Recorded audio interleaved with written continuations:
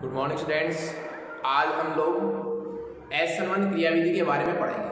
हमने पिछली क्लास में क्या पढ़ा था कि नाभिक स्नेही प्रतिस्थापन अभिक्रिया, हेलोजन डेरिवेटिव्स जो है वो हेलोजन परमाणु का प्रतिस्थापन होता है, कोई दूसरा नाभिक स्नेही आता है। मतलब हेलो एल्केन तथा हेलो एरीन जो है वो नाभिक स्नेही प्रतिस्थापन अभिक्रिया प्रदर्शित करते हैं। SN1 अभिक्रिया प्रदर्शित करते हैं, SN2 अभिक्रिया प्रदर्शित करते हैं। तो नाभिक स्नेही प्रतिस्थापन अभिक्रियाओं में क्या होता है, एक नाभिक स्नेही का प्रतिस्थापन दूसरे नाभिक स्नेही द्वारा होता है। और नाभिक स्नेही के प्रतिस्थापन में दो तरीके हम यूज कर सकते हैं, जिनको हमने SN1 बोला था, SN2 बोला था। ठीक है, तो नाभिक स्नेही प्रतिस्थापन अभिक्रिया में हम ये कह रहे थे कि RX में से X का प्रतिस्थापन होता है, कोई दूसरा नाभिक स्नेही Y आता है। ठीक है, हमने दो तरीके बताए थे आपको कि जब भी मान लीजिए हेलो एल्केन है, X का जाना ये बाहर जाने का साइन है नाभिक स्नेही के रूप में, और आएगा कौन, Y किस रूप में, नाभिक स्नेही के रूप में। एक नाभिक स्नेही जाएगा, दूसरा नाभिक स्नेही आएगा। ये काम, ये अभिक्रिया कौन सी होगी, नाभिक स्नेही प्रतिस्थापन अभिक्रिया। इसके दो तरीके हैं साहब। कितने तरीके हैं इसके, दो। पहला तरीका क्या था कि आप पहले चरण में X को बाहर भेज दीजिए, R पर क्या आ जाएगा प्लस। दूसरे चरण में आप एल्किल धनायन पर Y को अटैक कीजिए, क्या बन जाएगा R। ये तरीका हम पढ़ रहे थे। दूसरा तरीका जो है वो ये था, ये तरीका तो ये था। दूसरा है कि आप क्या करें, X को इस साइड से बाहर कर दीजिए, Y को इस साइड से अंदर ले आइए। ठीक है, तो ये तरीका एक ही चरण में होता है। ये कितने चरण में होते हैं, दो चरण में। तो हम पहला तरीका पढ़ रहे थे SN1 तरीका।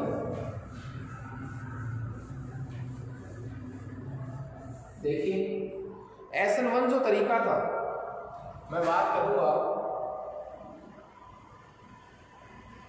SN1 क्रियाविधि, और वो हमने पढ़ी थी। और हमने ये पढ़ी थी कि हमने एक लिया था तृतीयक एल्किल हैलाइड।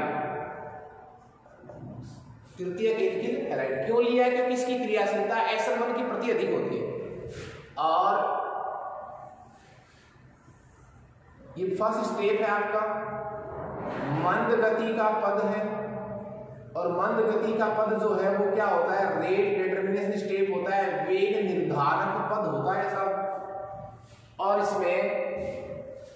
इसमें से जब X चला गया था पहले चरण में, क्या चला गया था X, ये कौन सा स्टेप हो गया, फर्स्ट स्टेप। X बाहर जाएगा। इस समय संकरण कैसा है, sp3। इस समय कैसा संकरण है, sp3। आकृति कैसी है, चतुष्फल की है। यहां से जब X चला जाएगा तो कार्बन पर प्लस आ जाएगा, CH3 CH3 CH3 और ये प्लस। ठीक है, तो ये आपके पास हो गया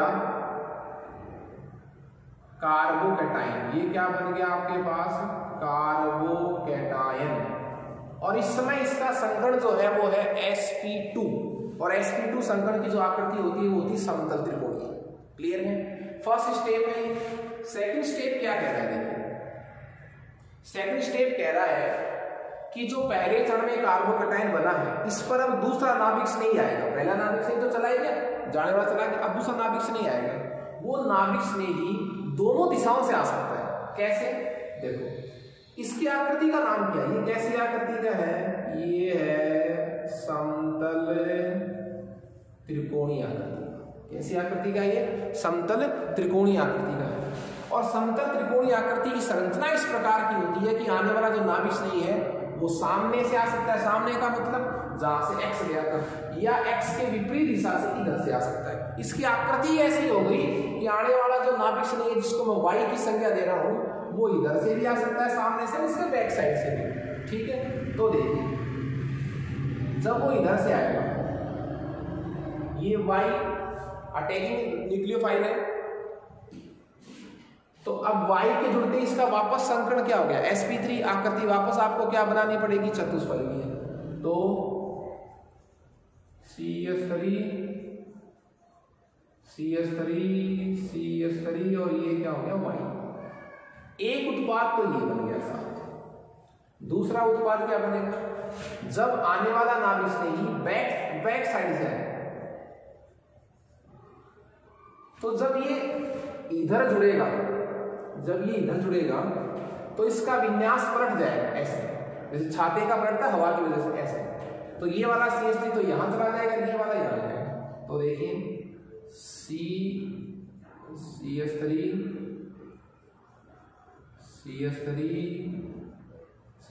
और ये क्या हो गया भाई, एक प्रोडक्ट ये बन गया सर। उत्पाद दोनों एक ही है, पर दोनों उत्पादों के विन्यास में क्या है, फर्क है। देखिए आप, मैं SN1 क्रियाविधि पढ़ रहा हूं, एक तरीका पढ़ रहा हूं, एक नाभिक से नहीं जाने का, दूसरा नाभिक से नहीं आने का। तो ये पहला तरीका है जो कितने चरणों में संपन्न हो रहा है। SN1 क्रियाविधि कितने चरणों में संपन्न होती है, 2 चरणों। ये तरीका कौन सा है जो कितने चरणों में संपन्न हो रहा है, 2 चरणों में। 2 चरणों में संपन्न हो रहा है। पहले चरण में X जाएगा, कार्बोकेटाइन बनेगा, कार्बन जब प्लस आ जाता है उसको कार्बोकेटाइन बोलते हैं। और दूसरे चरण में क्या होगा, तो फिर उस पर आने वाला नाभिक से नहीं आएगा। तो देखिए दोनों तरफ से वाई आ सकती है, ये उत्पाद भी बन सकता है, ये भी बन सकता है। जो उत्पाद ये बना है, इसमें क्या हुआ है, हम इस उत्पाद की तरफ दृष्टि डालें, इसकी तरफ आप दृष्टि डालो, और एक अभिकारक की तरफ दृष्टि डालो। इन दोनों में क्या फर्क है, देखिए दोनों का विन्यास जब आप चेक करेंगे तो पाएंगे कि जाने वाला नाभिक स्नेही जिस दिशा से गया, जिस स्थान से गया है, आने वाला नाभिक स्नेही उत्पाद में उसी स्थान पर आया। यहीं से तो X गया था और आने वाला नाभिक स्नेही जो है वो इसी X के स्थान पर आया। मतलब विन्यास पलटा नहीं है, विन्यास का धारण हुआ है। अभिकारक ने X को त्याग दिया, Y को ग्रहण कर लिया, सिर्फ धारण किया है, उसका विन्यास चेंज नहीं हुआ है। तो मैं ये कहूंगा इस उत्पाद में विन्यास का क्या हुआ है, धारण। विन्यास का क्या हुआ है, धारण, रिटेंशन ऑफ ओरिएंटेशन। इसमें देखिए आप, ये भी उत्पाद ही है। इस उत्पाद में अभिकारक में आप तुलना कीजिए, X जिस दिशा से गया है, क्या Y वहीं पर आया है, नहीं आया। Y का आया X के विपरीत दिशा में जुड़ा है। इसका मतलब यहां अभिकारक ने अपना विन्यास बदल दिया।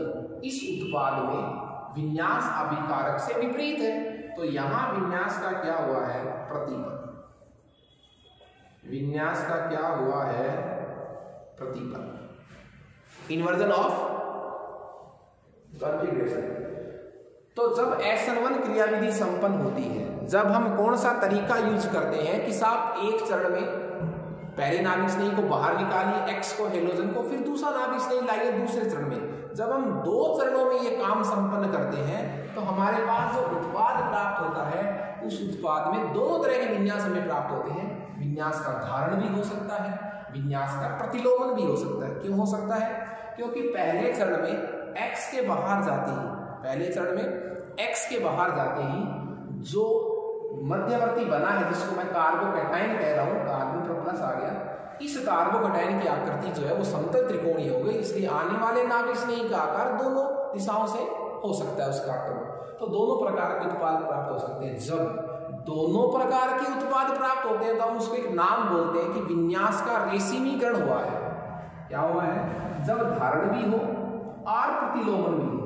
जब धारण भी हो और क्या हो, प्रतिलोमन भी हो विन्यास का, तो हम उसे नाम देते हैं विन्यास का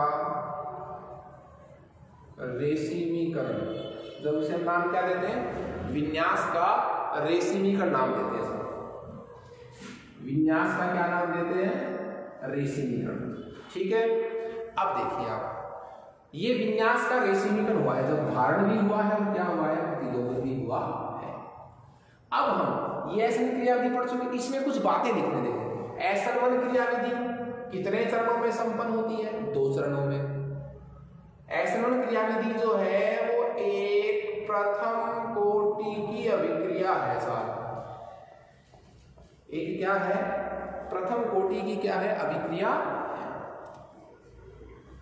एक प्रथम कोटि की क्या है, अभिक्रिया है। कौन सी, SN1 क्रियाविधि। प्रथम कोटि की अभिक्रिया क्यों कहा गया, इसको देखिए, क्योंकि अभिक्रिया का जो मंद गति का पद है, जो अभिक्रिया का क्या है, मंद गति का जो पद है, वो वेग निर्धारक पद कहलाता है।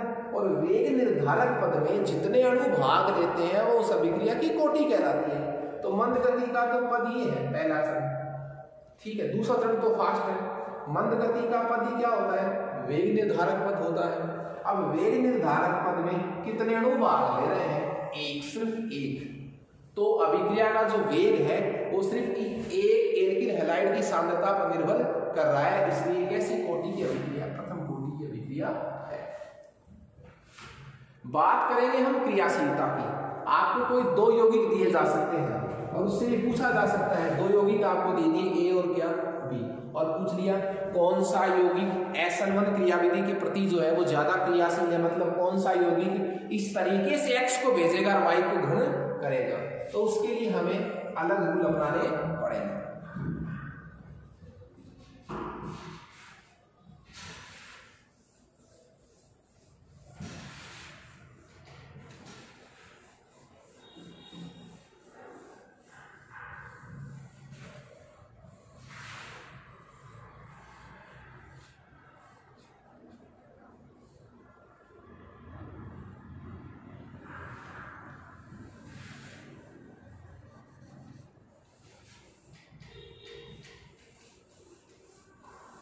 तो अब हम पढ़ रहे हैं SN1 अभिक्रिया के प्रति क्रियाशीलता। हमारा टॉपिक है SN1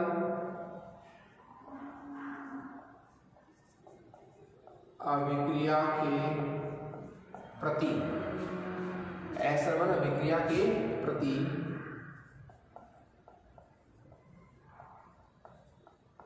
क्रियाशीलता। तो SN1 अभिक्रिया के प्रति जो क्रियाशीलता है उसमें देखिए SN1 क्रियाविधि के प्रति जो क्रियाशीलता है वो किस पर निर्भर करती है? ये बात मुख्य है साहब। कार्बो कैटायन के स्थायित्व पर, कार्बोकैटायन के स्थायित्व पर, कार्बोकैटायन के स्थायित्व पर निर्भर करती है SN1 अभिक्रिया के प्रति क्रियाशीलता। तो अब कार्बोकैटायन कहाँ बना था? पहले स्टेप में। कहाँ बना था? पहले स्टेप में।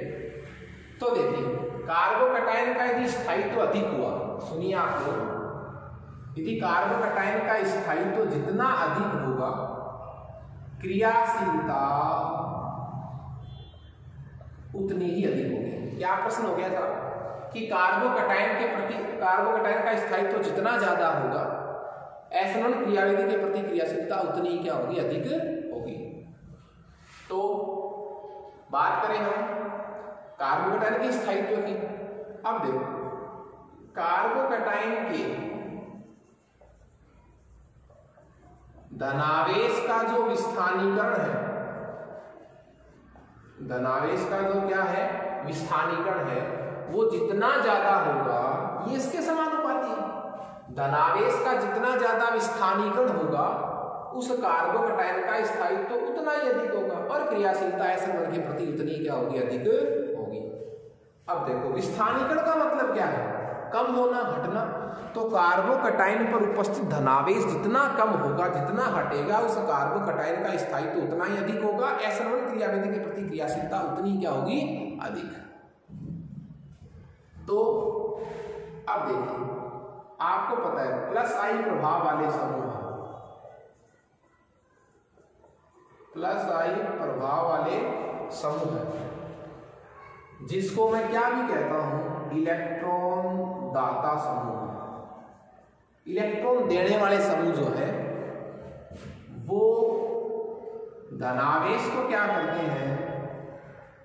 धनावेश को क्या करते हैं? कम, इसलिए स्थायित्व को क्या करते हैं? बढ़ाते हैं। धनावेश जितना कम होगा स्थायित्व उतना ही बढ़ेगा, क्रियाशीलता उतनी बढ़ेगी। और जो माइनस आई प्रभाव वाले समूह होते हैं,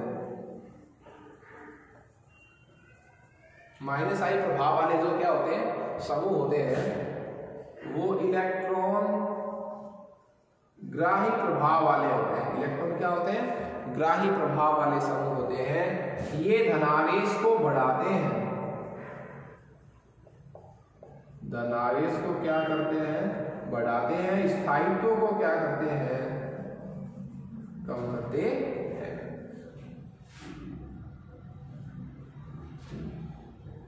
देखिए इतनी बातें आपको फिर से मैं रिवाइज कर रहा हूं। हम एसनवन क्रियाविधि की प्रतिक्रियाशीलता पढ़ रहे हैं। एसनवन क्रियाविधि का मतलब क्या हुआ? अभिक्रिया तो वही है, नाभिक स्नेही प्रतिस्थापन। एक नाभिक स्नेही जाएगा, दूसरा नाभिक स्नेही आएगा, एक्स जाएगा, वाई आएगा। एसनवन क्रियाविधि क्या कहती है कि आप इस काम को दो तरीके में संपन्न करवाइए, दो चरणों में। पहले में आप एक्स को बाहर ले जाइए तो कार्बन का प्लस आ जाएगा, कार्बोकैटायन कहलाएगा। दूसरे चरण में आप फिर वाई ले आइए।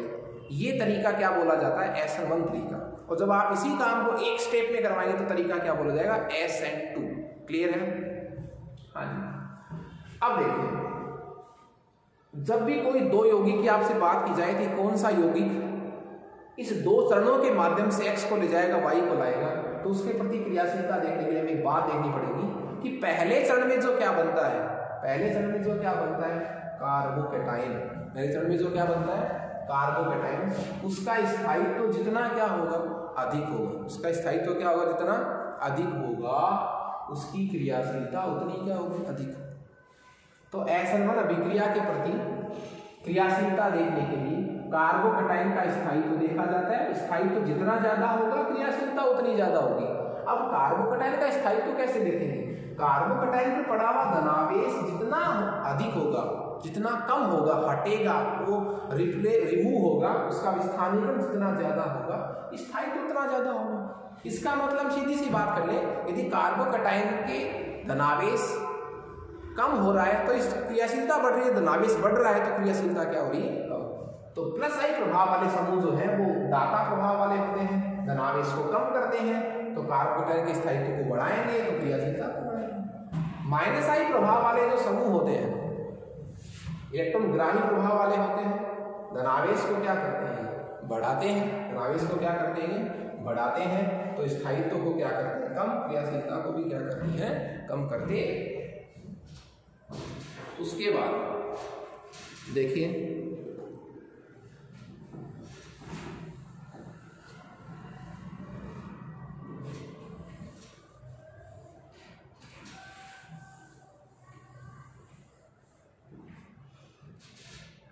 अब हम बात करें इनके एग्जाम्पल की। क्रियाशीलता के जो एग्जाम्पल हैं उनकी बात करें।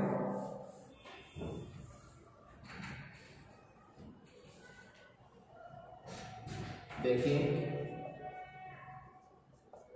एक तो ये एग्जाम्पल है, ये भी एग्जाम्पल है। इसी एग्जाम्पल की बात कर ले एक बार। आपको तरीके में ये करना है, आप यहां से किसको ले जाओ? एक्स को। ऐसे कार्बन पर क्या लगा दो? प्लस। क्या बन गया? कार्बोकैटायन। यहां से भी आप एक्स को क्या कर लीजिए? बाहर कार्बन पर क्या लगाओ? प्लस। क्या बन गया? कार्बोकैटायन। अब कौन सा कार्बोकैटायन ज्यादा स्थायी? जो जितना ज्यादा स्थायी होगा क्रियाशीलता उसकी ज्यादा होगी एसनवन क्रियाविधि के। अब कार्बन का स्थायित्व कैसे देखा जाता है कि उसका प्लस कम हो रहा है, बढ़ रहा है। यहां देखिए, कार्बन पर क्या है? प्लस। यहां भी कार्बन पर क्या है? प्लस। ठीक है। तो लेकिन यहां देखो एक समूह है, मेथिल समूह। मेथिल समूह का प्रभाव कैसा होता है? प्लस आई प्रभाव। और प्लस आई प्रभाव के समूह इलेक्ट्रॉन दाता होते हैं, इलेक्ट्रॉन देगा। इलेक्ट्रॉन दे रहा है किसको? इस कार्बन को। तो यहाँ इलेक्ट्रॉन की क्या है? कमी। तो कमी की क्या होगी? पूर्ति। मतलब यहाँ प्लस क्या हो रहा है? धनावेश कम हो रहा है। क्यों हो रहा है कम? सुनिए आप, मेथिल समूह है, प्लस आई प्रभाव के कारण इलेक्ट्रॉन दे रहा है इस कार्बन को। तो यहाँ पर जो धनावेश है, जो एक्स के जाने से आया था, वो क्या हो रहा है? रिप्लेस हो रहा है, कम हो रहा है। यहाँ इसके धनावेश को कम करने वाला यहाँ कोई कुछ है ही नहीं। इसका मतलब धनावेश कहाँ कम हो रहा है? यहाँ। तो कौन सा कार्बोकैटायन ज्यादा स्थायी है? ये। इसका मतलब इसकी क्रियाविधि जो है वो एसनवन के प्रति क्या होगी? अधिक है। फिर इसकी तुलना करें इससे, अपन CH3 इसकी इससे तुलना करें तो बताओ, इसमें बात करें, तरीका आपको बताया हुआ है। SN1 में आपको एक ही तरीका यूज करना है। क्या? यहां से X को क्या कर दीजिए? बाहर। यहां से x को क्या कर दीजिए बाहर, तो इस पर क्या आ जाएगा प्लस, ये भी कार्बोकैटायन, यहां से x गया, ये भी कार्बोकैटायन। अब हमें देखना है कार्बोकैटायन का स्थायित्व। कैसे पता चलेगा? जिस कार्बोकैटायन के प्लस का ज्यादा स्थानीयकरण हो रहा है वो ज्यादा स्थायी। यहां देखो इसके प्लस को कम करने वाला, प्लस का मतलब प्लस क्यों आया? x के जाने से वो इलेक्ट्रॉन ले गया, प्लस आया इलेक्ट्रॉन की कमी से, उस कमी की पूर्ति कौन कर रहा है? ये वाला समूह है, ये दे रहा है इलेक्ट्रॉन। लेकिन यहां देखो इस x के जाने से जो यहाँ क्या आया था? प्लस आया था, धनावेश आया था। इसको कम करने के लिए कितने समूह है? 2 समूह है साहब, 2 मैथिल समूह है। दोनों के प्रभाव कैसे हैं? प्लस आई प्रभाव। दोनों के प्रभाव कैसे हैं? प्लस आई प्रभाव। तो 2 प्लस आई प्रभाव के समूह हैं, इलेक्ट्रॉन दे रहे हैं, तो यहां वाला धनावेश ज्यादा कम होगा कि यहां वाला? यहां वाला।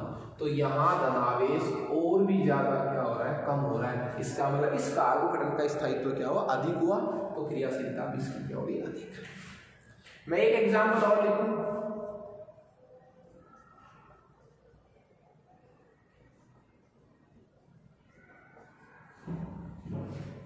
हाँ जी देखिए इसमें देखो, यहां से फिर आप इसको कहां से क्या ले जाइए? x को यहां से क्या कर दीजिए? रिमूव कर दीजिए, और इस पर क्या ले आए? प्लस। क्या ले आए? इस पर प्लस। अब इन दोनों की तुलना करूंगा, यहां कितने मेथिल समूह है इस प्लस को कम कर रहे थे? 2 मेथिल समूह, इलेक्ट्रॉन दाता प्रभाव के कारण। यहां कितने समूह लगे हैं? देखो 3 मेथिल समूह है, इलेक्ट्रॉन दे रहे हैं इस कार्बन को, तो यहाँ का धनावेश तो और कम ज्यादा कम हो रहा है, तो स्थायित्व तो इस कार्बोकैटायन का ज्यादा होगा, इससे तो इसकी क्रियाशीलता इससे। अब आप देखिए ये कितने डिग्री का एल्किल हैलाइड है? 1 डिग्री का। इस कार्बन की डिग्री कितनी है? 1। ये कितने डिग्री का कार्बन है? 2 डिग्री का। 2 डिग्री एल्किल हैलाइड, ये 3 डिग्री एल्किल हैलाइड। तो आपसे कोई पूछे विभिन्न एल्किल हैलाइडों की SN1 अभिक्रिया के प्रति क्रियाशीलता का क्रम क्या होता है? तो साहब ये होता है 1 डिग्री, उससे अधिक 2 डिग्री, और उससे अधिक 3 डिग्री, और सबसे कम क्या हुआ है? ये जो बिना डिग्री का है। ये क्रम हो गया साहब बढ़ता क्रम SN1 क्रियाविधि के प्रति। हम एक एग्जाम्पल माइनस आई प्रभाव का भी ले लेते हैं। जैसे 2 एग्जाम्पल लिख रहा हूं मैं। एक तो एग्जाम्पल है आपके पास CH3 CH2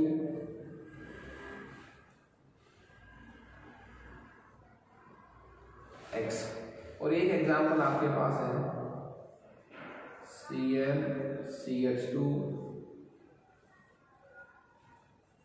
CH2X।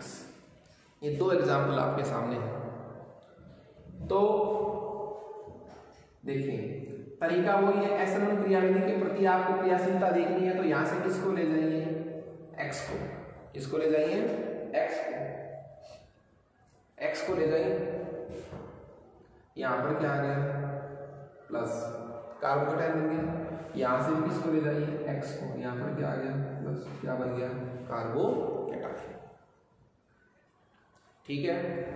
अब देखिए इस प्लस को, ये कौन सा समूह था? ये प्लस आई प्रभाव का मेथिल समूह। एल्किल समूह जितने भी होते हैं, मेथिल, एथिल, प्रोपिल, वो इलेक्ट्रॉन दाता होते हैं, इलेक्ट्रॉन देता है, तो ये प्लस क्या होगा? कम हो जाएगा, धनावेश का स्थानीयकरण हो रहा है, तो स्थायित्व क्या हो जाएगा?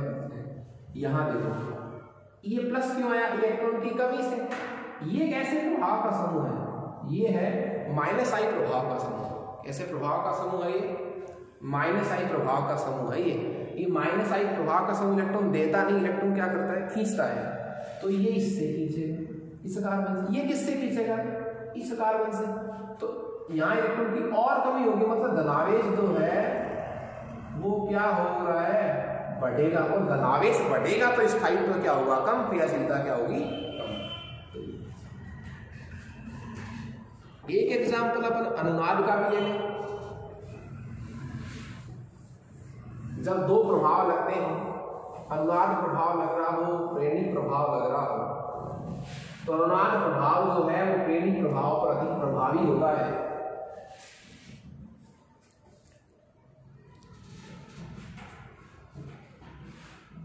देखिए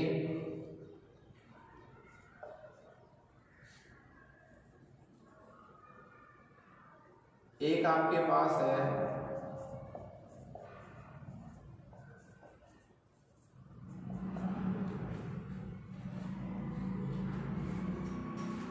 एक यौगिक आपके पास ये है,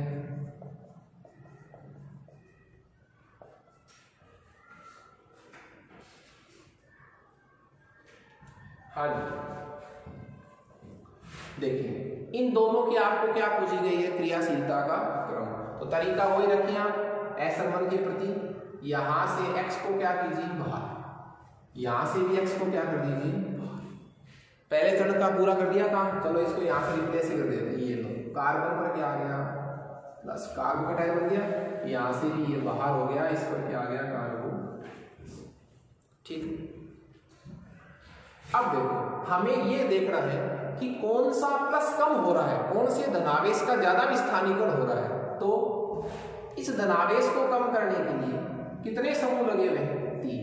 ये 3 समूह कैसे प्रभाव वाले हैं, प्रेरणिक प्रभाव, प्लस आई प्रभाव। ये इलेक्ट्रॉन देंगे किसको, इस कार्बन को। इस कार्बन के पास इलेक्ट्रॉन की कमी है, ये तीनों समूह इलेक्ट्रॉन दे रहे हैं, तो इस कमी की क्या हुई, पूर्ति हो गई। पूर्ति हो गई तो प्लस में क्या आ रही है, कमी हो रही, तो धनावेश क्या हो रहा है, कितनी बार कम हो रहा है, 3 बार। ठीक, कमी हो रहा है। यहां देखो यहां अनुनाद लग रहा है साहब, अनुनाद की वजह से ये पूरा बंद यहां से क्या हो गया, यहां रिप्लेस हो गया, पूरा बंद यहां क्या हो गया, रिप्लेस हो गया। अब पूरा बंद जब यहां रिप्लेस हो गया तो एक अनुनादी संरचना बन गई CH2, ये बॉन्ड सिंगल रह गया तो प्लस इस पर आ गया, ये बंद कर आ गया सिंगल CH, ये इधर आ गया तो डबल CH2। अब देखिए यहां इलेक्ट्रॉन की क्या थी कमी, ये कार्बोकैटायन था, यहां का पूरा ही धनावेश हट गया। ये देखिए आप, कमी नहीं पूरा ही, तो यहां तो धनावेश क्या हो रहा है, कम हो रहा है, यहां धनावेश क्या हो रहा है, कम। लेकिन यहां क्या हुआ, यहां अनुनाद प्रेजेंट था, तो धनावेश का क्या हो गया, धनावेश का क्या हो गया, संपूर्ण विस्थानीकरण। धनावेश का क्या हो गया, यहां पर संपूर्ण विस्थानीकरण हो गया। इसलिए यहां तो धनावेश हट ही गया, तो स्थायित्व तो किसका ज्यादा हुआ, इसका। तो क्रियाशीलता में किसकी ज्यादा हुई, इसकी। मान लीजिए आपके पास कोई 2 यौगिक है, यौगिक A यौगिक B, और दोनों में क्या उपस्थित है, अनुनाद। दोनों में क्या उपस्थित है, अनुनाद उपस्थित है। तो फिर आप कैसे पता लगाएंगे, तो ध्यान रखना, जिसकी अनुनादी संरचनाएं जितनी अधिक होगी, अनुनादी संरचनाएं जितनी अधिक होगी, समानुपाती, कार्बोकैटायन का जो स्थायित्व है वो इतना ही क्या होगा, अधिक होगा। तो अनुनादी संरचनाओं की संख्या जितनी ज्यादा होगी, उस कार्बोकैटायन का स्थायित्व उतना ही क्या मानेंगे, अधिक मानेंगे। तो ये हमारा SN1 तरीका था। नेक्स्ट क्लास में हम SN2 तरीका पढ़ेंगे। SN2 तरीका क्या कहता है कि आप X को एक ही चरण में बाहर भेज दीजिए, उसी चरण में आप दूसरे नाभिक स्नेह को उसकी विपरीत दिशा से ले आइए। मतलब वही काम जो हमने यहाँ कितने चरणों में किया, SN1 में 2 चरणों में। पहले X को ले गए, कार्बोकैटायन बनाया, Y को लाए।